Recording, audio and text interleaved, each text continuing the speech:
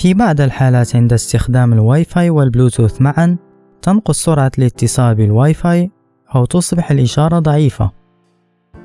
وبالإضافة إلى هذا ربما الصوت في سماعة البلوتوث يصبح متقطعا أو به ضجيج. إن كنتم تعانون من هذه المشاكل مرحبا بكم في فيديو آخر. سأشرح السبب بشكل مبسط ثم سأشارك معكم الحل.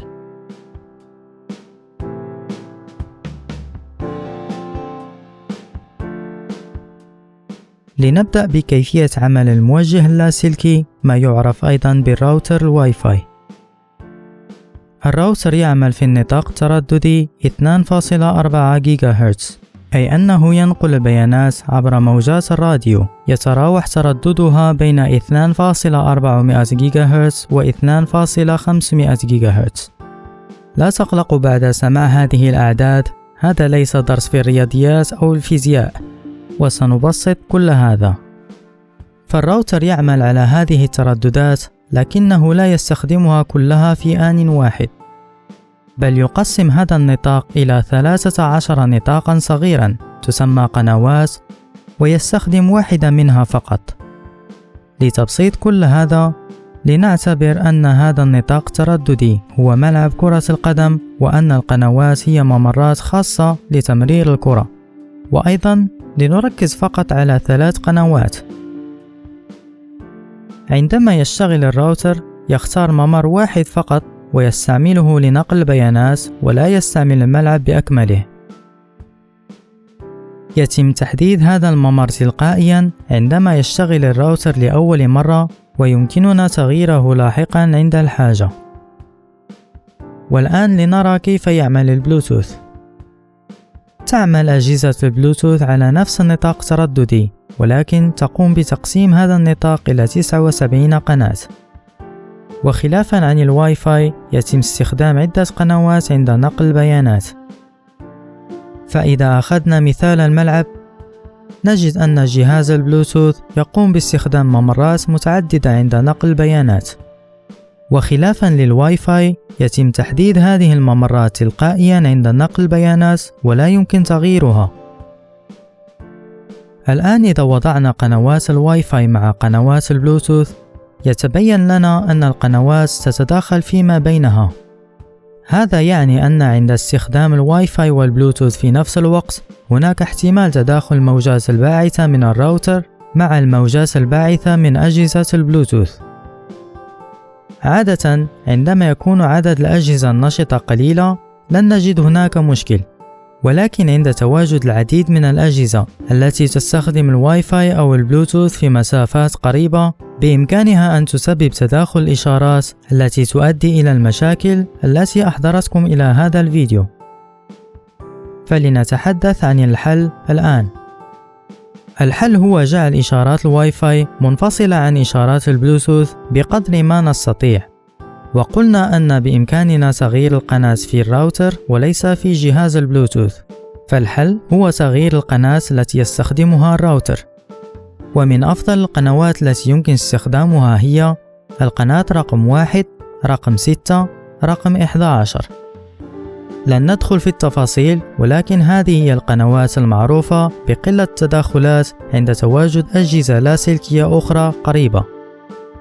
وقبل أن نرى كيف نغير قناة الواي فاي، هناك حل أبسط بالنسبة للراوتر الذي يدعم أيضا النطاق الترددي 5 جيجا هرتز بالإضافة إلى النطاق 2.4 جيجا هرتز. إذا كان الراوتر الذي تستخدمونه يدعم هذا النطاق الترددي الثاني، ستجدون شبكتين في قائمة شبكات. فيكفي إيصال الهاتف أو الحاسوب بشبكة الواي فاي 5 جيجا هرتز. وكما يتبين من قيمة التردد، 5 جيجا هرتز مختلف تماما عن 2.4 جيجا هرتز. فاستخدام شبكة 5 جيجا هرتز يفصل إشارات الواي فاي عن إشارات البلوتوث تماما، وبالتالي لا تعد هذه الموجات تتداخل فيما بينها. وإذا لم يكن النطاق 5 جيجا هرتز مدعوما من طرف الراوتر أو الهاتف أو الحاسوب، يجب تغيير قناة الواي فاي لنطاق 2.4 جيجا هرتز. ومن أجل تغيير القناة يجب الوصول إلى إعدادات الراوتر. قد تختلف واجهة إعدادات الراوتر حسب الشركة الصانعة وحسب الطراز، فلذلك سنرى مثالين لأخذ فكرة واضحة للعملية. الجهاز الأول من هواوي والثاني من TP-Link. ننظر في الوجه الخلفي للراوتر ونجد عنوان ال IP الذي سيمكننا من الوصول إلى إعدادات الراوتر، ونجد أيضا اسم الحساب وكلمة المرور، وهي المعلومات التي سنحتاج إليها لتسجيل الدخول قبل الوصول إلى الإعدادات. وأيضا سنحتاج إلى متصفح الويب كيفما كان. يمكن الاعتماد على الجوال، ولكن من الأفضل استعمال حاسوب لأن به شاشة كبيرة وسنتمكن من رؤية الخيارات بأكثر وضوح. الآن نتأكد من أننا متصلين بالراوتر إما عن طريق الواي فاي أو الكابل إيثرنت، لأن بعض أنواع الموجهات لا تسمح بالوصول إلى الإعدادات إلا عند الإيصال بكابل إيثرنت. بعد التأكد من ذلك نفتح المتصفح وندخل عنوان IP الموجود خلف الراوتر. سيطلب منا إدخال معلومات المستخدم، فندخل المعلومات الموجودة خلف الراوتر. الآن نحن في إعدادات الراوتر. هذه الواجهة ستظهر بشكل مختلف حسب نوع الراوتر، ولكن ستجدون جميع العناصر التي سنراها في هذا الفيديو، غير أن المكان قد يكون مختلفا، وربما لن تجدوا اللغة العربية في هذه الصفحة. في تلك الحالة يمكن استخدام مترجم جوجل إذا كنتم تستخدمون المتصفح كروم. فمن هنا يجب أن نذهب إلى إعدادات الشبكة المحلية اللاسلكية 2.4 جيجا هرتز. إعدادات الشبكة المحلية اللاسلكية مشار إليها ب Wireless LAN، فنضغط هنا. بعد ذلك نجد إعدادات الشبكة الأساسية 2.4 جيجا هرتز، ولكن هنا لا نرى أي شيء عن القناة، فنضغط على إعدادات الشبكة المتقدمة، وهنا نجد خيار القناة. في هذا الراوتر تم تحديد القناة تلقائيا عند تشغيله لأول مرة.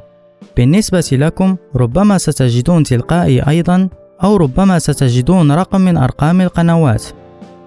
فالهدف هو تغيير القناة إلى 1 أو 6 أو 11.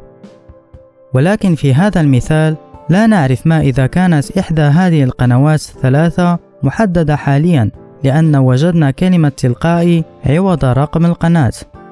فمن أجل معرفة رقم القناة الحالية، في نظام الويندوز ننقر على أيقون الواي فاي في شريط المهام، ثم ننقر على الخصائص للشبكة المتصل بها. بعد ذلك نجد رقم القناة هنا. وفي نظام الماك نضغط على زر أوبشن في لوحة المفاتيح، ثم ننقر على أيقون الواي فاي ونجد رقم القناة هنا. فبعد التأكد من رقم القناة الحالية نختار المناسب من القنوات 3 ونقوم بتطبيق التعديلات. ننتظر حتى يتم حفظ التغيير، وبعد إعادة اتصال يمكننا التأكد من النتيجة. الآن لنرى إعدادات الراوتر TP-Link. فالطريقة هي نفسها، نجد المعلومات في الوجه الخلفي للراوتر، وهنا تلاحظون أن عوض العنوان IP الذي يتكون من الأرقام نجد عنوان موقع، فهذا فقط لتسهيل حفظ العنوان بكون اسم موقع أسهل من الأرقام في الحفظ. فندخل هذا الموقع ونجد واجهة مشابهة لتسجيل الدخول. أيضا يمكن ترجمة الصفحة بالعربية. لقد تم تحديد القناة تلقائيا في هذا الراوتر أيضا، ولكن خلافا عن الراوتر الهواوي نرى أيضا رقم القناة المحددة حاليا. وهنا نجد خيار الشبكة اللاسلكية، نضغط عليه وهنا نجد خيار القناة. فالآن نختار قناة من القنوات 3 ونضغط على حفظ وننتظر حتى تظهر الشبكة من جديد.